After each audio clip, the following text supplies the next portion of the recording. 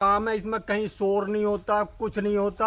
और जब से मैंने सोलर प्लांट लगाया, जब से जो पानी की वो रहती है कि परेशानी हो करती थी हमें कि बिजली नहीं आई, पानी कैसे मिलेगा, क्योंकि हर वक्त पानी की जरूरत होती है। अब हमें सोलर प्लांट होने की वजह से पानी की भी समस्या हमारी खत्म हो गई। अच्छा, मैं ये पूछूं, ये जो इसका मेथे का वो निकलता है ऑयल, उसको निकाल के ऑयल ही बेचना पड़ता है? ऑयल बेचना पड़ता, बाकी इसका जो दाना और वो बनता अगला प्रोसेस वो शहर में बड़े उसमें अलग फैक्ट्री में होता है। भाई आज की इस वीडियो में मैं आया हूँ चौधरी अजय वीर जी के मकान पर, जो कि गांव मिलक जिला संभल में पड़ता है। ठीक है जी, इस गांव के सबसे बड़े नामचीन किसान हैं, 180 बीघे जमीन है। और इनकी खास बात यह है, इनके पास मात्र 80 बीघा जमीन थी, आज इन्होंने 180 बीघा जमीन कर ली है। ठीक है जी, यहाँ से इनका मकान शुरू होता है और पीछे तक 7 बीघे में इन्होंने मकान बनाया है। तो दोस्तों आज की इस वीडियो में हम अजय वीर जी से जानेंगे उन्होंने अपने बड़ों की ज़मीन कैसे बढ़ाई। और आपको इस वीडियो को ज़्यादा से ज़्यादा देखना है, ज़्यादा से ज़्यादा शेयर करना है। तो चलिए दोस्तों, इस कमाल की वीडियो को शुरू करते हैं। यहाँ से आप स्टार्ट करते हैं। ये देख लो, ये इन्होंने यहाँ पर कृषि यंत्रों के लिए बनाया हुआ है जी। ये देख सकते हैं आप, कुबोटा इनका ट्रैक्टर है यहाँ पर। ठीक है, ये इनकी बोलेरो गाड़ी है। और जहाँ तक आप तक पीछे के आपकी नज़र जाएगी वहाँ तक इनका पूरा ये घेर है जी। ठीक है, बहुत ही नामचीन किसान है। ये एक इनका गोडाउन है। ठीक है जी, ये आप देख लो, ये आप देख सकते हैं। और ये इनका यहाँ पे बैठक है। चलिए हम आपको दिखाते हैं। ठीक है, और आपकी बात करवाते हैं चौधरी साहब से। नमस्कार जी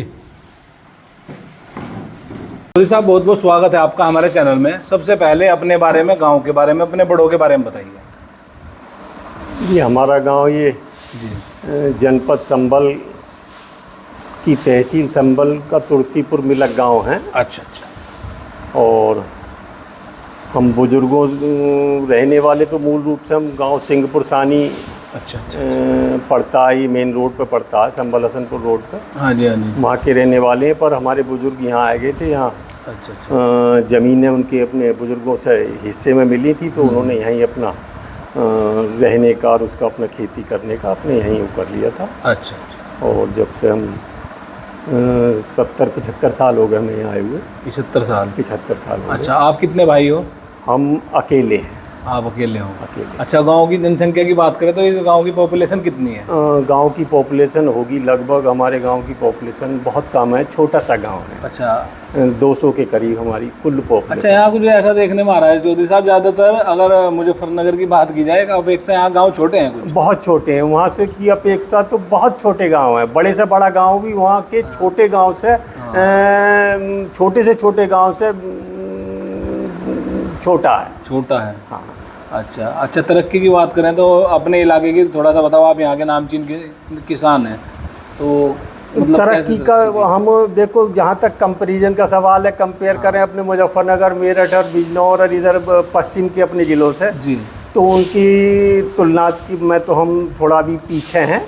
पर धीरे धीरे हम आगे बढ़ रहे हैं और तरक्की की तरफ बहुत उन ज़िलों से अब तेज़ी से बढ़ रहे हैं। वो उनकी तरक्की पहले हो चुकी है, वो रुक गए, वो रुके हुए हैं फिलहाल इस वक्त, वो रुके हुए हैं। और हमारी तरफ जो है वो उत्तरोत्तर अच्छा विकास कर रहे हैं। अच्छा चौधरी साहब, एक हम आपसे सवाल पूछना चाहेंगे। यहाँ जो आपके इलाके में ज़्यादातर बड़े किसान हैं और ये पश्चिमी उत्तर प्रदेश, ये मेरठ मुजफ्फरनगर में छोटे किसान हैं, जैसे कि आपने बताया वहाँ तरक्की ज़्यादा है, तो इसका मूल कारण क्या है? मूल कारण इसके पीछे कई चीज़ें हैं जी।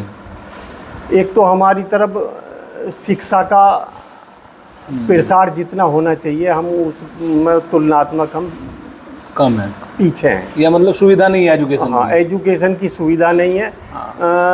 हमारी तरफ सड़कों का, दूसरी चीज़ों का जो ये विकास है, ये अब फिलहाल के कुछ वर्षों में शुरू हुआ है। तो कम से कम अभी तो 10-15 साल लग जाएंगे। 10-15 साल लग जाएंगे। और हम मानते हैं कि हम जिस तेज़ी के साथ अपना विकास कर रहे हैं इधर का हमारा किसान, 10-15 साल में हम पश्चिम के ज़िलों से हम आगे निकल जाएंगे। हम ऐसा हमें लगता है जी, क्योंकि ये रकबा ज़्यादा है। हाँ, रकबा ज़्यादा है। और अब आहिस्ता आहिस्ता जो उसकी मूलभूत चीज़ें हैं उनका भी आधार बढ़ रहा है।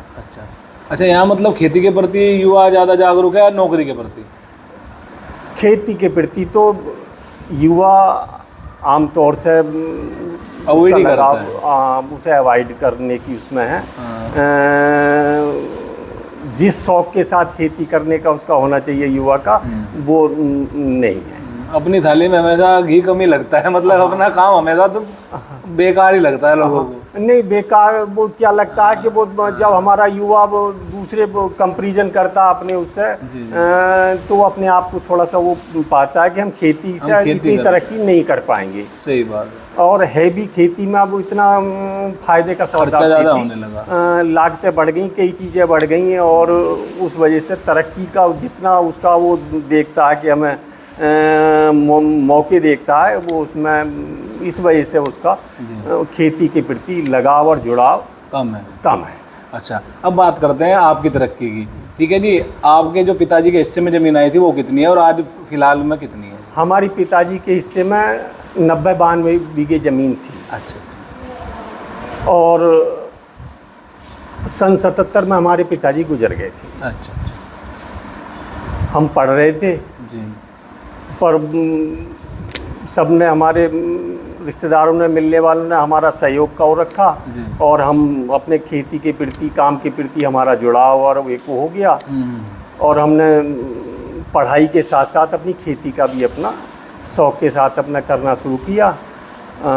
आज हमारे पे लगभग 180 बीघे करीब ज़मीन है। 180 बीघे? 180 बीघे ज़मीन है। आपके लड़के कितने हैं? 3 लड़के हैं हमारे, और जिसमें 2 नौकरी कर रहे हैं, एक मेरे साथ खेती में सहयोग कर रहे हैं। नौकरी सरकारी या प्राइवेट? एक सरकारी, एक प्राइवेट। एक टीचर हैं प्राइमरी स्कूल में, और एक दिल्ली में हेल्थ केयर की एक प्राइवेट वो है कंपनी, उसमें बड़े पद पर अपनी वो अच्छा व्यवस्थित जीवन अपना दिल्ली में ही रह के अपना वो। अच्छा, तो आप मतलब ऊपर वाले से संतुष्ट हो? बिल्कुल फिट है अपन पूरी तरह से। शिकायत तो नहीं है? कोई शिकायत नहीं, और बड़ी खुशी होती है हम कि ऐसे हमने उसमें जन्म लिया, किसान परिवार में जन्म लिया, हमें कोई भी इसका गिला नहीं है कोई भी। सही बात। अच्छा लगता है हमने कि हमारे बुजुर्गों ने और बुजुर्गों के बुजुर्गों ने हमें ऐसी देन दी है कि हम एक तो हिम्मत नहीं हारते, हौसला हमारा कम नहीं होता, सहयोग की भावना हमारे में किसान होने की वजह से है कि हम एक दूसरे का सहयोग, सुख दुख में हिस्सेदारी हम करते।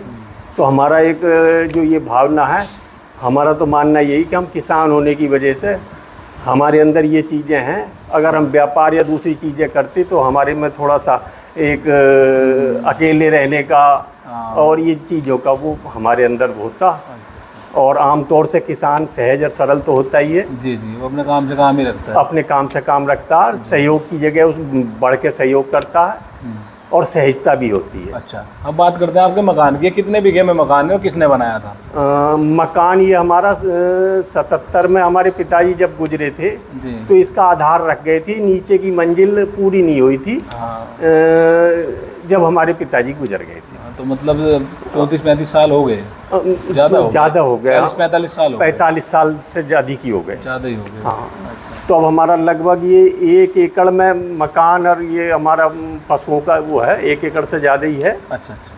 और बाद में हमने इसमें ऊपर की मंजिल, बच्चों का रहने की वो सब अपने ऊपर कर लिया, नीचे अपने बैठने का, पीछे पशुओं के लिए एक हमारा वो है, और पूरा एक खुला हमारा वो है।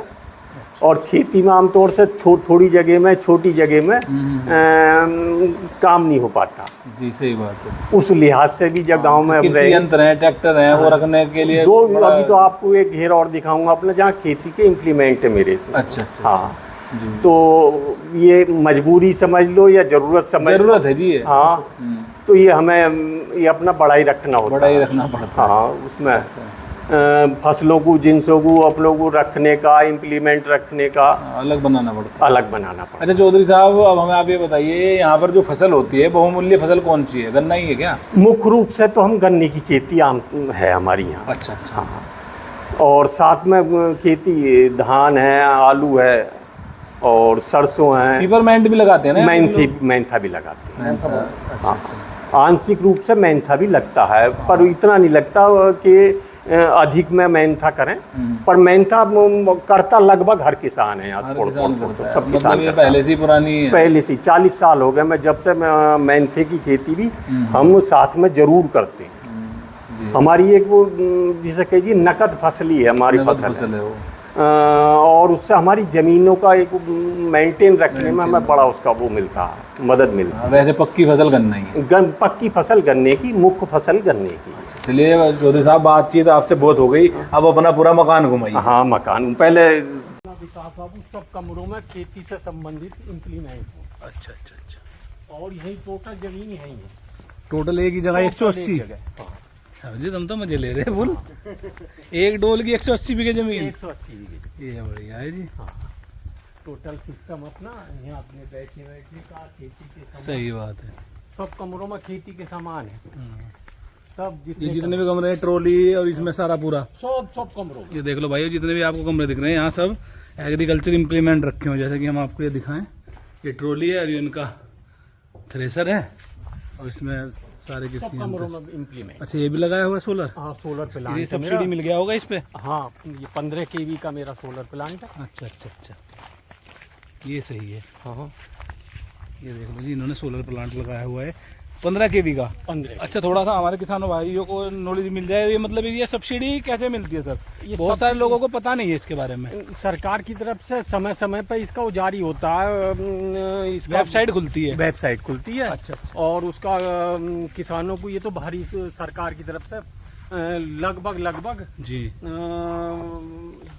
80% से ज्यादा सब्सिडी सरकार देती है इसमें। 80% से। हाँ, और अब तो और बढ़ा दी सब्सिडी सरकार ने, जो नई योजना आ रही है जी जी, उसमें तो 90% कर दी। इससे फायदा है ना किसानों को भी और सरकार को भी। भारी फायदा है इससे। इतना फायदा है कि हम एक तो हमें कंटिन्यू हमें पानी मिलता है। हाँ, सही बात। और कोई लागत हमारी बाद में नहीं आती। एक बार लागत लगानी और फिर बिल का झंझट भी खत्म है। कोई झंझट नहीं है। और हमें हमेशा के लिए हमारा बड़ा शांति के साथ हमें बिजली से जो हमें परेशानी होती थी जी जी जी, उस सब में हमें छुटकारा मिलता जी। और ये तो हमें सपोर्ट के लिए कि हमारी जमीन ज्यादा है, इस वजह से इससे पूर्ति नहीं होती, इस वजह से हमने ये बिजली के ट्यूबवेल भी हमारे हैं। ये देख लो, इनकी बिजली के ट्यूबवेल भी हैं जी। हाँ। ये आप देख लो। और सबसे बड़ी खास बात, एक डोल की 180 बीघा जमीन है। ये आप देख लो, ये सिस्टम लगा हुआ है और गन्ना है भाई साहब का, देख लो। और बहुत शौकीन किसान है। कहीं नहीं ले जाता, मेहनती का अपने के लिए मैंने सिस्टम कर रखा। अच्छा, मेहनती का सिस्टम है। हाँ, मेहनती का मैं अपने आप ही निकालता हूँ। 40 साल हो गए मेरी मेहनती की टंकी को। ये मेहनती की टंकी है। मेहनती की टंकी जी जी। और अपने आप निकाल लेता हूँ। अभी तो इसका सीजन चला गया, अब की बार जब इसका प्रोसेस करेंगे ना, हम आपकी वीडियो शूट करने आएंगे। इसका प्रोसेस बड़ा शानदार होता है। बहुत शानदार प्रोसीजर। पहले जलाना पड़ता है, फिर इसमें कूदना पड़ता है। शांति वाला काम है, इसमें कहीं शोर नहीं होता, कुछ नहीं होता। और जब से मैंने सोलर प्लांट लगाया, जब से जो पानी की वो रहती है कि परेशानी हो करती थी हमें कि बिजली नहीं आई, पानी कैसे मिलेगा, जी जी जी, तो इसे हर वक्त पानी की जरूरत होती है। अब हमें सोलर प्लांट होने की वजह से पानी की भी समस्या हमारी खत्म हो गई। अच्छा, मैं ये पूछूं, ये जो इसका मेथे का वो निकलता है ऑयल, उसको निकाल के ऑयल ही बेचना पड़ता है? ऑयल बेचना पड़ता, बाकी इसका जो दाना और वो बनता अगला प्रोसेस वो शहर में बड़े उसमें अलग फैक्ट्री में होता है। वो अलग होता है। अलग ये क्या रेट चला जाता है सर? ये हमारा इस साल तो थोड़ा रेट स्थिर चल रहा है, दुनिया की एक वैसी उसकी वजह से एक माहौल, मंदी का माहौल है। जी जी जी। इस वजह से इस साल तो वो 1000 रुपए और अब 1100 रुपए करीब प्रति किलो है। अच्छा अच्छा अच्छा। और 8-10 किलो, और इस साल तो 12-13 किलो तक प्रति बीघा। अच्छा, ये मेंथा का ऑयल निकला। 13 किलो। इसका मतलब 1 किलो का रेट इसका हैवी है। हाँ, 1 किलो का रेट। ये बहुत अच्छी नगद फसल है, नगदी फसल। और हमारी जमीन को उर्वरा बनाए रखने में, जैविक वो स्थिति बना बेहतर करने में सबसे अच्छी फसल मेंथा। अच्छा, हम देख रहे हैं आप पेड़ के भी पेड़ भी लगाए हुए हैं मेड़ पे। पेड़ भी लगाए हुए हैं, सागौन के पेड़ हैं। ये मेंथा की जड़ है जो अगले साल लगेगी। जी जी, ये अब से तैयारी होने लगी इसकी। जी जी। ये जनवरी में इसकी जड़ ये तैयार हो जाएगी और ये इसकी वो अपने उसकी प्लांट कर देंगे। चलो बढ़िया। अब हमें आप ये बताओ भाई, जैसे अपने उत्तर प्रदेश में, जैसे कि आप कहते हैं, वो आगे तो है, स्थिर हो गया अभी तरक्की में, लेकिन हमारे यहाँ पे नशे का प्रकोप भी कुछ ज्यादा है, तो आपके इधर क्या सिस्टम है? हमारी तरफ अभी नशे का इतना वो नहीं है, क्यों हम आर्थिक रूप से हमारी तरफ अभी इतना वो नहीं है जितना पश्चिम के, मतलब आप ये कहना चाह रहे हो जहाँ लक्ष्मी आती है वहाँ उल्लू भी आता है। हाँ, इसमें कोई वो नहीं है, उसकी तरक्की के साइड इफेक्ट भी होते हैं। तरक्की के साइड अगर उसे पॉजिटिव वे में लेंगे तो और आगे बढ़ते चले जाएंगे, पर पॉजिटिव की बजाय नेगेटिविटी प्राकृतिक चेंज आता रहता है, उसमें हमारे युवा ज्यादा भटक रहे हैं। हमारी तरफ अभी नशे का वो बहुत कम है। हमारे यहाँ क्या है ना, पंजाब सबसे बढ़िया माना जाता है, वहाँ भी नंबर 1 नशे का प्रकोप चलता है। नशे का, और वो इसी वजह से वो तो कैंसर प्रदेश के रूप में वो हो गया। और उसकी वजह यही है कि तरक्की की बहुत तेजी के साथ है, नियंत्रित तरक्की उन्होंने की और उसका वो नहीं कर पाए। पेस्टिसाइड और जितने कीटनाशक और उसका बना धुंध उन्होंने, और जब जमीनों का एक दोहन जो किया एक अनियंत्रित तरीके से किया, उसका दुष्परिणाम है कि आज वहाँ का युवा भी और सब वो जो आम जीवन उससे प्रभावित हुआ। अभी हम इन चीजों से हमारी उसमें दूर है, कम है, बहुत कम है। अच्छा, चलो आपने बहुत बढ़िया जानकारी दी। अंत में हमारे युवा किसान भाइयों क्या कहना चाहेंगे?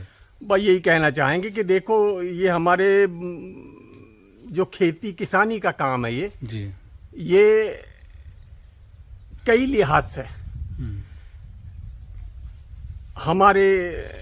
हमें बहुत कुछ सीखने को इससे मिलता है, और हम अपने परिवारों के पालन पोषण भी एक अच्छे आज के माहौल में तो तरक्की की इसकी खेती से जुड़े हुए अगर प्रोसेस लगा ले और अच्छी पढ़ने के बाद तो ये और तेजी के साथ आगे। सबसे बड़ी बात है टेक्नोलॉजी कितनी बढ़ जाए, खाएगा आदमी अनाज ही खाएगा, तो ये कभी भी घाटे का सौदा ना रही है, ना रहेगी, कभी नहीं रहेगी। बस थोड़ा सरकारों का और थोड़ा सा हमें सहयोग और वो बढ़े तो हम और बेहतर और अच्छी तरह से हम आगे बढ़ेंगे। सरकारों ने बस ये राजनीति से जोड़ दिया हमारी खेती की कुछ फसलों को, गन्ना है, गेहूं है, धान है, इन्हें राजनीतिक फसलों के रूप में कर दिया। अगर इसे राजनीति खेती की जिनसों के उससे हटा दी जावे, राजनीति करने से सरकार और दूसरी लोग बचे तो हम बहुत बेहतर हमारे जिनसों के रेट भी मिल सकते हैं और ये खेती मुनाफे का सौदा हो सकती है। चौधरी साहब, आपने इतना कीमती समय हमें दिया और इतनी बढ़िया जानकारी दी, इसके लिए आपका बहुत बहुत धन्यवाद। धन्यवाद सबको राम।